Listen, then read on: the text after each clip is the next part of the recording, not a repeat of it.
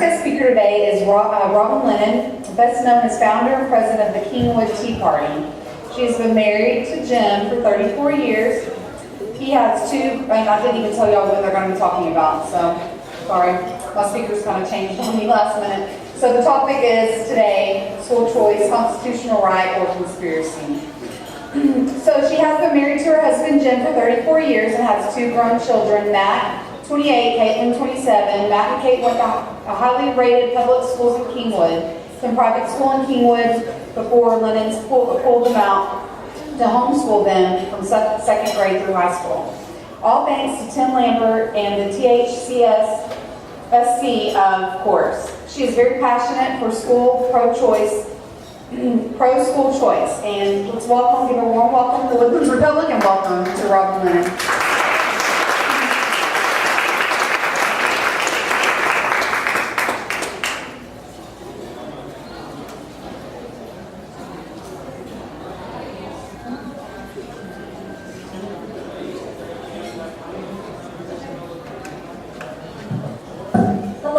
It's such an honor to be here with you today to speak about one of my favorite subjects, which is school choice. Unlike a lot of speakers that come up here and they give you all the facts, the figures, and everything, my purpose in my Tea Party that I'm the president of is being the big picture lady. I'm the one that tries to make sure that our goals and our principles are aligned, and that even though we don't expect to get 100% of everything from the very beginning when we start working on items, especially in Austin, I want to make sure that we're always making ground in the right direction. And that's the type of viewpoint I have. So what I'd like to do is remind everybody that when I say that I'm for school choice, I am in it so that every Texas child has the same opportunity to achieving an American dream. And right now in our state of Texas, I'm not used to this microphone. In our state of Texas, we have over 816,000 children that are in failing public schools who not only can't achieve an American dream, they can't even conceive of one. And to me, having nearly 1 million students in a population of 5.2 million Texas students, I find that unacceptable, especially when 70% of them are minorities and lower socioeconomic group. So when people talk about we have school choice today, if you have an intact family, if you have a solid wage earner, yes, you have school choice. But consider the plight of the single mom that's in the inner city or even in rural areas that never received a good education. Maybe they moved, maybe they speak English as a second language. But in the inner cities, I can tell you from my work with pastors there are no alternatives to those failing public schools. This is America. This is Texas. As a native Texan, I'm appalled by that. So I want to remind you all, when we were little, when I was little, I used to see the commercials on television with the little African youth, the child. Remember him with the big distended belly and the flies in the eyes? And that was the state of poverty worldwide. In the last 20 years, more than 1 billion people have risen out of subsistence level poverty. And you know why? I would expect this group to know why. Because of free markets. Because even in China where they can totally control it, it's freer than it used to be. There's more entrepreneurial spirit there.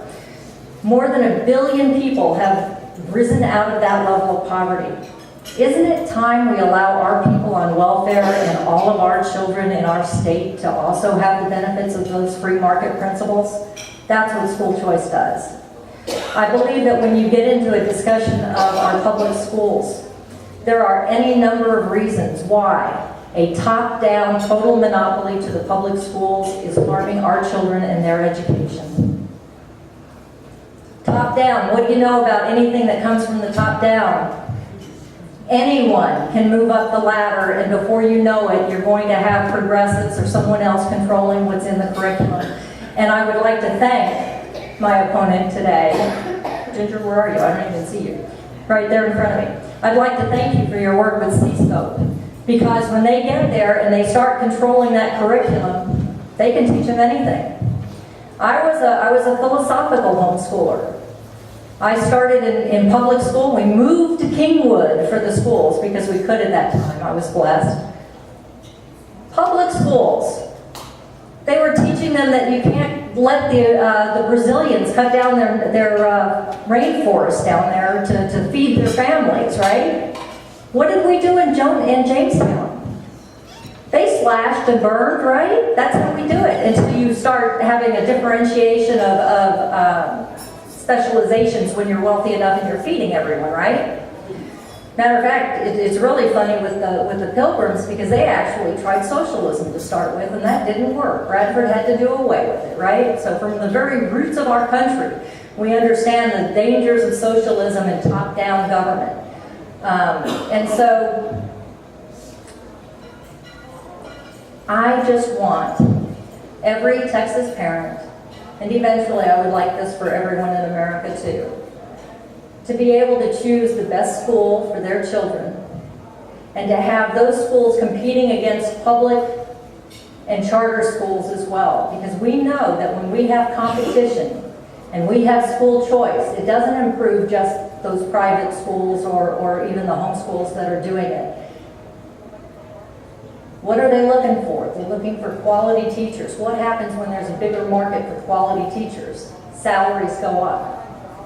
And if we could have better salaries for teachers and a whole lot fewer bureaucrats with those higher salaries that they're getting right now, if we could have that money going to get the best teacher that has the freedom to actually inspire those students instead of giving them 4,000 points of information in English language in grade 4, do you care if they're reading about dinosaurs or outer space or Indians or whatever else the children are interested in, so long as they're learning their vocabulary, their reading and their math and their history and geography? I know. I homeschooled. We used lots of subjects and kept them fired up. You be a great teacher that has to follow and do those 4,000 points of information and see how creative you can be, teaching children that range from special needs, average students all the way through gifted and talented in one classroom. There may be one teacher or two that in the entire country that can really inspire students at all those levels, but I propose to you that I've seen an awful lot of teachers that are snowed under by the gifted and talented, or you actually see, what is it, we've had to put cameras in special needs classrooms because there's been too much abuse going on. And I'm not saying they're bad people, because I understand that, you know, if your hands are tied behind your back, you're not allowed to discipline, and you have children acting out all the time, there are a lot of pressures on you. But I also propose to you that there are individuals in whom God has given a heart for special needs, for average students, for gifted and talented. And when you match the right teacher to the right population, and you separate according to ability, even though a lot of people don't like to talk about that, you have better education going on. And you free them to choose the subject of what they're using in that classroom. We need to go back to our roots and make everyone in this country, from elementary through middle school, through college, and in the workplace, understand the benefits of free markets, competition, and how it drives costs down, it increases innovation, and you get a better product. For parents at homeschool, I think that's wonderful. Most of them won't be covered under this. Only children that are coming kindergartners and first graders will be covered under the ESAs that we're hoping to get passed in Texas. And that's because all they want to do is replace the little butts in the WADA seats, so that if we're already paying that money out, those people are eligible for the program, and then the coming kindergartners and first graders would also be. It would just have too great a fiscal note if you covered all of the private school and homeschoolers too at the same time. But I just ask you to join me in helping our students be the best that they can be and supporting school choice in this coming legislative session. Open for rebuttal.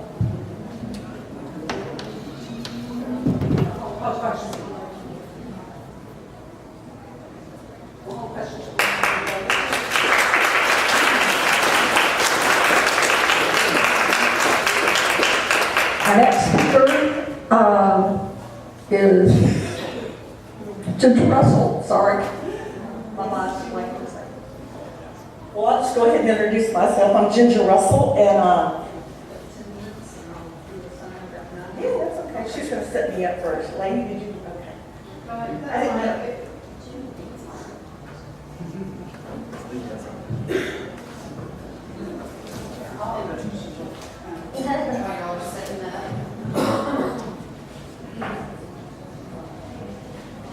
Okay, guys, our next guest speaker is Ginger Russell. She'll present the case in opposition to school choice. She is a self-described political activist, director of Texans for Homeschool Freedom, Republican Precinct Chair number 74, Montgomery County, serves on the board of directors of the Montgomery County Tea Party, Texas C-Scope whistleblower, and she served on the Glenn Beck's education advisory team regarding Common Core. And she will be with y'all once we get this pulled up. Here we go. Okay. Anyway, hello. I'll just give a shout out to my mother. I told her last night I was going to be speaking, and she said, "Now you pull that hair back. You look better with that hair back." So I'm 56 years old, and I'm doing a live feed. So, Mom, if you're home, I hope this is satisfactory for you. And, so anyway, I'm going to give you a little history on Texas history, education history. Okay. In 2013, my mom is a science author. She's written over 50 plus science books. She's traveled the world. She's pretty well known for her science material. She was tutoring some children in one of the lowest income districts in the state, and that's in Marlin ISD. Anyway, she found some material that was questionable in tutoring the kids. Is this audio okay? Okay, anyway, she found some questionable material, and so she went to the school. And she said, "Can I get some copies of this material? It's riddled with errors." And they said, "We can't give it to you. It's behind a password-protected wall. Parents can't see it. They did not want the content to go out." Unbeknownst to me at that time, there had been a Senate bill passed, Senate Bill 6, that allowed instructional material to be purchased by school districts, and we bypassed, if you remember, we always had the famous textbook wars in Texas. Well, this Senate Bill 6 bypassed this. C-Scope is, there's a lot of feedback. It's a rewrite of, it's a Common Core, also referred to 21st century learning and college and career readiness standards. And this material, the Common Core, was all about changing the philosophy, moving away from academic content to more social and emotional learning in our classrooms with our kids. There was a state audit on the C-Scope material. There was $6 million found missing. As of today, we still have not found that $6 million in Texas. They renamed the C-Scope the TEKS Resource System, and though they've removed the lessons, school districts are still buying it from the local education service centers. Our schools have been set up to fail. I've studied education quite a bit since then. As I said, I don't know if I told you, but I did homeschool my kids. They did go to private and public. I've utilized all three of those options. But our schools have been set up to fail due to the legislative laws that have been passed. And here's just a few. Senate Bill 6 allowed C-Scope.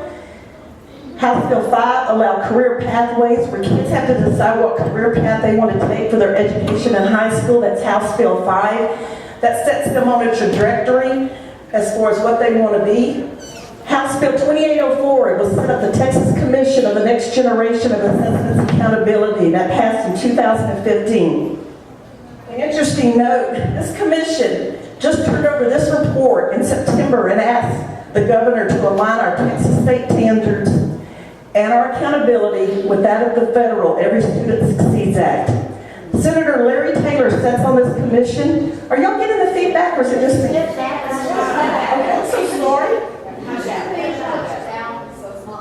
Okay. Anyway, thank you. Senator Larry Taylor sits on this commission with some other people that are pushing school choice.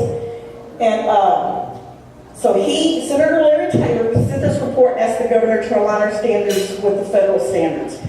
He is also the author of Senate Bill 3, which is the school choice legislation we're trying to pass. Oh, let me back up. House Bill 2104 set up our student data system. and it sets up student tracking system. They're keeping track of our students. They would like to get them the earliest they can. Right now they passed legislation where they get them at pre-K, and right now they're going to track them through the workforce. It's no longer kindergarten through the 12th grade. It's P20W, which is pre-K through the workforce. Here is the picture of the Texas Student Data System. Data is big bucks in school districts now. Data, data, data. If you don't know, millions of dollars have been spent implementing iPads and everything in our classrooms. Unfortunately, today the use of technology is set up to learn more about your child than your child learns through the technology. Today in Texas, we have two government-free choices of education. That's homeschool and private school. You can homeschool your kids or have them in non-accredited private schools without the government regulating, data mining your children, and approving curriculums. School choice is a means to place every child into the government student longitudinal data system, if not initially, eventually. Accessing their data, setting them up for a workforce trajectory. Like I said, there's data. Data is big money, and it's available to third parties, the information that's on there. School choice is a way, like I said, to access through the money and giving government subsidies through the school choice. If this was to pass in Texas, Texas would be the first state to allow government subsidies to fund the homeschool arena in Texas. But if you start giving out government subsidies, there's government regulations, there's government mandates, and there's going to be data collection, and your child will be placed in the student longitudinal data system. It's about placing all forms of education underneath the federal government's Every Student Succeeds Act.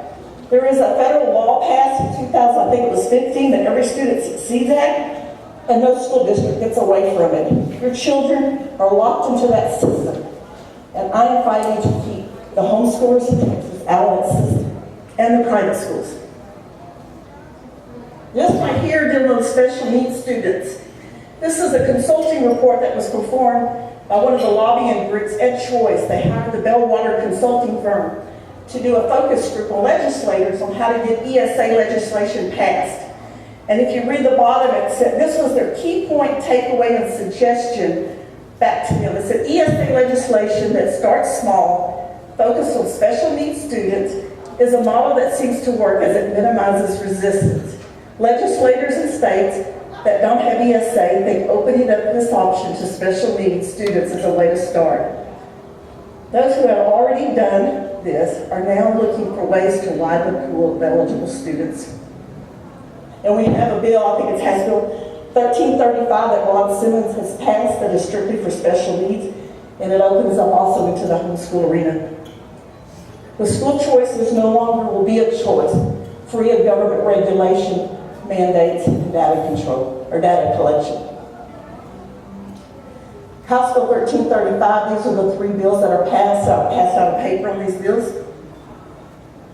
This is our education. You can't get away from it. School choice is not about opening up a door so you can escape it. If you've got everybody under the federal government and the government subsidies, the accountability will set the curriculum and the testing. You're not going to be able to change away from a progressive education. And this is all been planned. This is a Jeb Bush, Bill Gates agenda. I've done research on the finances of it. And it's just disheartening. Jeb Bush, I went to a conference in September, and the paper that they handed out had Jeb Bush's company on it. And so I did a little. Bill Gates is one of his #1 funders, and it's all about globalization and changing the mindset of our Americans, our country. Oh, I'm not being on my computer. Okay. Okay. Excuse me. Our Republican platform, the bills that have been passed do not agree with our Republican platform, since we're at a Republican women's group. So we approved tax exemptions and tax credits. We did not approve of government subsidies to be sent to individual students. And this is one of my favorite people. I just picked this up this morning. No fully funded school voucher system in the world can improve education if that ed controls classroom. Coerced conformity kills choice. So with that said, I'd like to say thank you to Tim Lambert for his work with the Texas Homeschool Coalition. I've just done a lot of research this year, and due to activism and attending meetings, I have realized what's going on, that it's going to open up the homeschool arena to testing and mandates. The curious thing is there's 2 bills passed. Tim Lambert tried to pass some TiVo bills, which lets kids participate in sport for many years without testing in the bills. They would never make it out of committee because there's no accountability. So this year he's placed testing in that bill, in that one TiVo bill. But in Senate Bill 3, he's saying he has put protections in there for no testing. So it's like, it's okay here, it's a conflict. It's like, okay, you can test, and okay, you can't test. And I think it was done to just throw out the homeschoolers because I became aware of it. I've been trying to alert the masses as to what's going on with the choice movement in Texas. Thank you.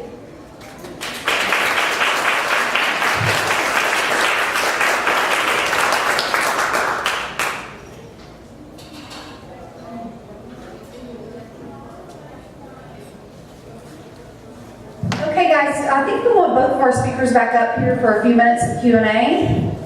And that's going to be open for y'all to ask questions. And let's wait till they both get back up front.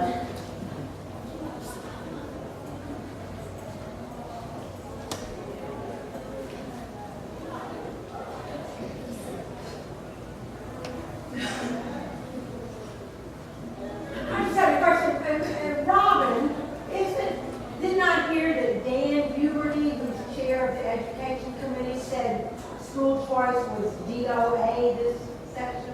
He absolutely did in the Texas Tribune interview that he did, so it's on video. If you haven't seen it, I urge you to see it, especially if, I don't know if anyone's here is in our district, but he is my rep. Yeah. So I spent last weekend in Austin with the SREC and got a resolution that they have approved, which is calling on all of our Republican chairs of all of our committees in both the House and the Senate to support our 8 legislative items. Speaking of the legislative item on school choice, the actual platform does say that the money should follow the student and not go to the school, which is exactly what the ESAs are doing. But does it involve, what do you say, like data collection and following? You can't get away from it. Okay. You can't get On the other hand, I also have the provisions written in the bill. Number one, she's right. TiVo might have been different, but any of you who work on getting bills passed in Austin understand that the bills are as different as whoever it is that offers them. And then once they're actually there and they go to the floor, they can be amended by the body. So you don't always get exactly what you want. And the fact of the matter is, Tim Lambert expressed to me that back when he first started the fight for school choice, when it was illegal and they were actually coming after the parents who homeschool, there were originally 100 families that were being told they could not homeschool by the state. And so what he did inform me of is that change was very hard, and that actually a lot of the families that were also homeschooling who were still under the radar, asked him not to defend those 100 families because it would only bring attention to the movement. I think that somewhat of that is going on again today, because the fact of the matter is that the entire school choice program we're looking at is opt-in. So if you have a homeschool and you don't want to opt in, you don't have to. There's no rule to do it. Within the bill itself, they've written in provisions which keep the testing and all this other stuff from doing anything. In other words, no laws that are not already based on as of January, whatever dates in the bill. They cannot bring in testing. So whatever the private schools are held to, whatever laws we have on the books at the time, homeschool the same way, which is actually a negative right because it's not in code, it's actually defined around code. So the protections are written in. If they go away, I who homeschooled my children with a little card that Tim Lambert said I had to keep by my door that told me exactly what to answer anyone who came to the door. He will pull his support of anything if once there's an amendment that passes and is attached to it. I guarantee to you as a former homeschooler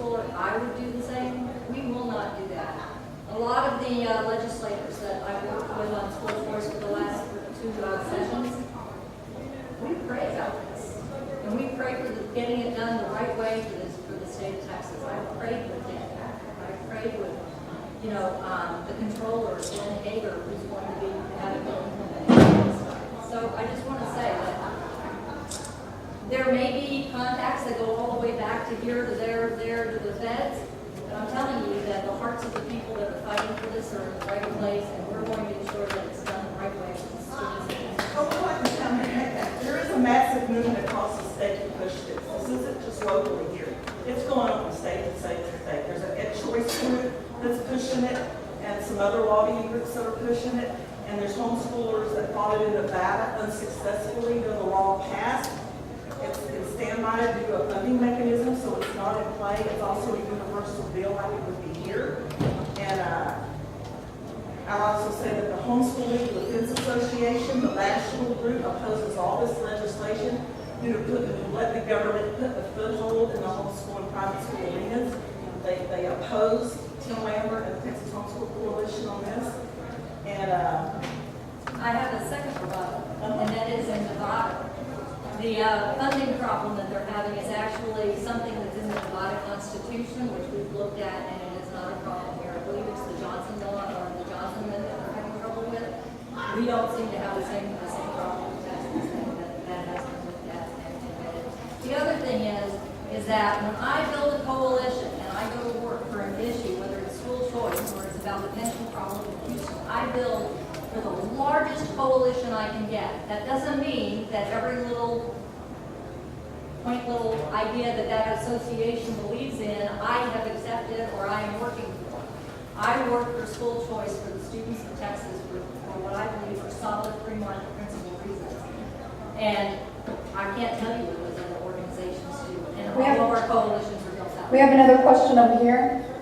Well, I do appreciate you ladies being very concerned about the homeschoolers, but that's got to make up what?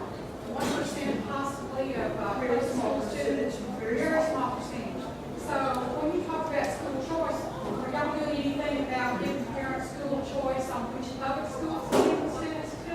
well, that There's is a lot of parents who would like to take their students out of one school, but because they live in an area that doesn't have a private school, or they're not available, they just can't manage to homeschool them by keeping them out of the public schools. I mean, are you concerned at all about giving parents school choice between public Well, schools? I would go back to you have school choice now. I was upset with the private, the public school, so I took my kids in to go to private. Then I didn't like that, so I homeschooled. So they have choices now. You have a choice now. Now, whether you have the funds or not, that's a totally different story. Now, that's just part of life and everything, whether it's your house, your vacations, your food. I mean, this has become a movement. They say they're going to empower the parents without government subsidies and funding. Now, if you've known me and followed me very long, I am not this public school person, but there are millions of kids in Texas that I care about them, and I care about their country. They are our history, our future. They are what's going to make this country great or not. And the education that they're getting right now is way below par, and it's been set up that way. It has been set up that way, law after law after law. And myself and some other activists across the state, we have been screaming our head off for the last few years going, please listen to us. Please get the federal government out of our Texas schools and our school districts. And so this right here, this school choice, you can get the money and go somewhere else, but it's not going to change. It's going to open up those arenas. Like right now, I'm happy because my kids get a progressive social education and I want to go homeschool them or I want to go to private school. You're opening up those entities to the same government bureaucracy. And I guess I could put it like the same government bureaucracy that's overseeing our public schools today that has it in such a mess that it's in, are the same bureaucracy that's going to oversee these other avenues of education. And the other thing is this is growing government. This isn't a Republican thing. This sets up the comptroller for a new government bureaucracy who's going to manage it. It gives them sole authority to pass it out to some other entity, and I'm thinking crony capitalism here. This just isn't a good program. I would like to just respond a little bit. Number one, I interviewed Glenn Hager. I've been involved with Glenn Hager. I can tell you the man is not only, and he's Christian, we've prayed together over this for the children, and I just want to say that school choice has been around. It's in 30 different states, in 60 different programs. It's been around for 20 years. All of the studies show that when school choice is implemented, not only the private schools, start proliferating and having more of them, but the quality goes up. And most importantly, the public schools, as enough students leave because of the quality of education or whatever reasons, as enough of them leave, the public schools then are able to change and do this. I will submit to you that when we have a monopoly of the money going to the public schools, there is no reason for them to treat the parent as the primary educator of the child. And they are taking more and more of that away. And I thank you for that. I agree with almost everything that Ginger said. It is wrong with the public schools. But when you start instituting free market principles in, competition gets in, all of a sudden there's more money available for new startup private schools and academies to come up that meet specialized needs that are not being met in the public schools. As that happens, if something happens on the federal level and we go towards more regulation instead of where we actually are today with less regulation that they're fighting it all, guess what? It's opt-in. You opt out, but at least those private schools are started, and we now have alternatives in many more places than we ever had it before.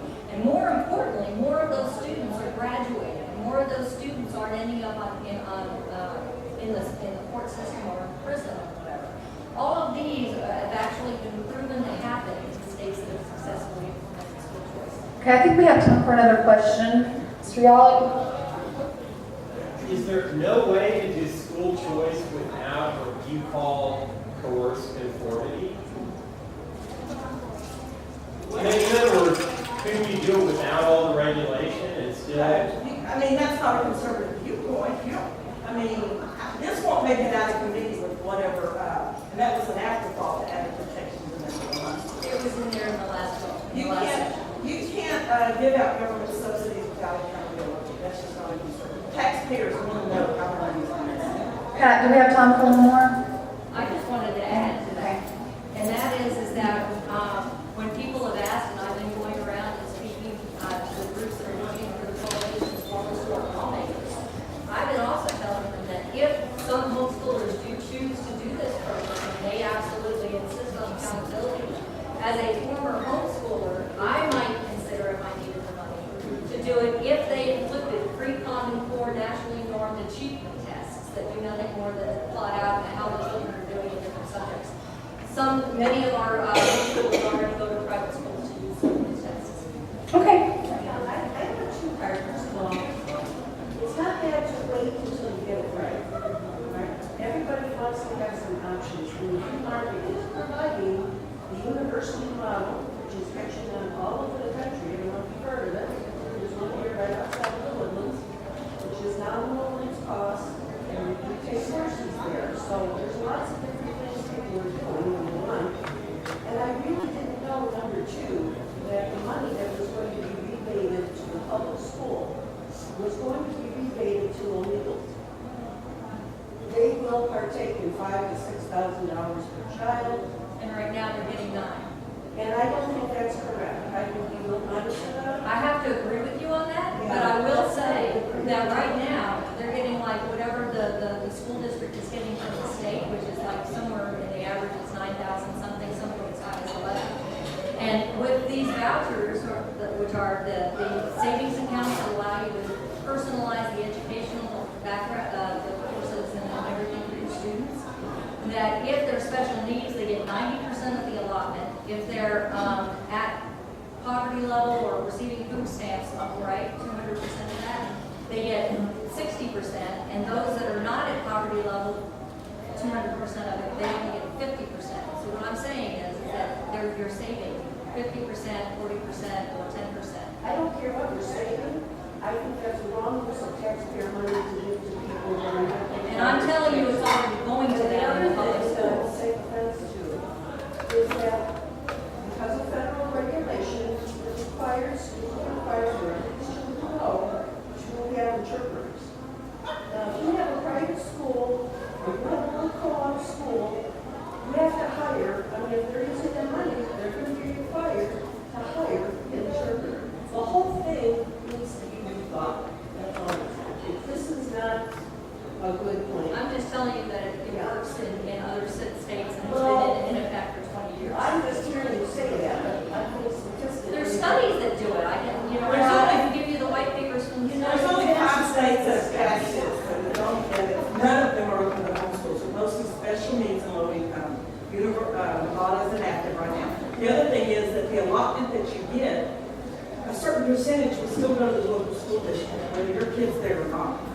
So, the property tax maps. no, you still have to pay property taxes. Can we have one more quick question real quick?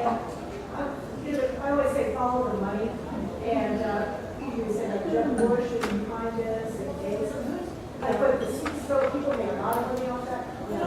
What's the money, who's getting paid for, the people are getting paid a lot of money off this. Yeah. And you don't think that there's a big difference in having more private schools that are being funded and having more people start Well, I private know, education? because you'll have competition right now in Montgomery County, and no competition here, so, it's like, cookie cutter education here, like one thing's good for everybody.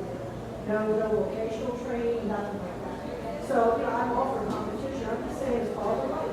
Somebody is making, they're pushing this, somebody is really making money. I don't know who it is. Okay, guys, well, I think that's about all the time we have. Thank you, ladies, so much for being here, and I'll leave it over to Pat Truesdale.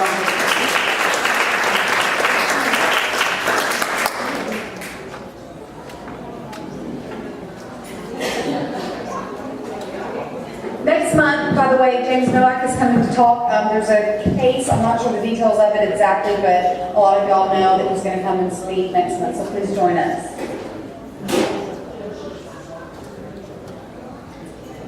Next, we're going to talk about bells with boots. Tiffany? Hi ladies, total different change of topic here. We have a very exciting event coming up March 23rd. There should be flyers on your table. If not, there's some outside as you leave. Please pass these out to your friends, family. This is a family fun event. Bring kids, grandkids, neighbors. It is going to be at Papa's Ice House here in the Woodlands, not the one on the lake. Thursday, March 23rd, 5:30 to 8:30. You can buy your tickets online. There's early bird pricing. So that's important to know. We are in need of a couple things. First, your attendance. This is our club, and so for things like this to work, we really need attendance. Doesn't mean you have to stay for the whole time. Just come and show us your support. It'll be fun. This is a casual activity. It's not a gala or gala. You can wear whatever. We're going to have live entertainment, the Michael Prayer Band. They're awesome, 5-piece band. It's going to be fun. So that's the first thing we need is attendance. Second thing we need is we are going to have a silent auction to raise funds for our club. So it takes all of us to make this a success. And so just some ideas. We're thinking of 3 different avenues that you can help with, in addition to Pat's kind of gotten some political type priceless items donated, which will be exciting. But things that you can help with would be gift cards that go with, like health and beauty would be one basket that we could have for silent auction. So that would be like spray tans, nails, hair, Botox, things like this. And I was thinking of a retail basket. Don't laugh, that'll be bid on, the Botox. Like a retail basket, which would be any stores, right? And then what was our other one? Eating, date night, maybe. And this is easy to do. The other day I was getting my nails done. I asked for a gift card. She said, sure. They have a hard time telling you no when you're spending your funds there, right? So got a pedicure gift card just like that. This morning I was at Tommy Bahamas for a training for my work. Asked the marketing lady there for a gift card. She said, sure. So just like that, when we work together like that, we can have some cool baskets going and use those for in our silent auction, which will be great for this event. So take a few of these and not only join us, but bring guests. There's also contact information if you have some more questions about that. And if you want to contribute but you don't have time to get the gift card, you could always get one right here at Landry's and give it to us today to go towards the date night basket. Just some ideas. Any questions? That's kind of self-explanatory. Can you think of anything else, Pat? You can go online. You can Google Woodlands Public open 11, go to our website, there's a link there, you can take your tickets online and make a reservation. So, and it's $10 cheaper if you pay in advance before March 17th. After that date, on Manor Online, they'll charge $35, or it's $35 out the door. We wouldn't even give the restaurant the kid cash. So that's why we set it up. Of course, I know. Right here.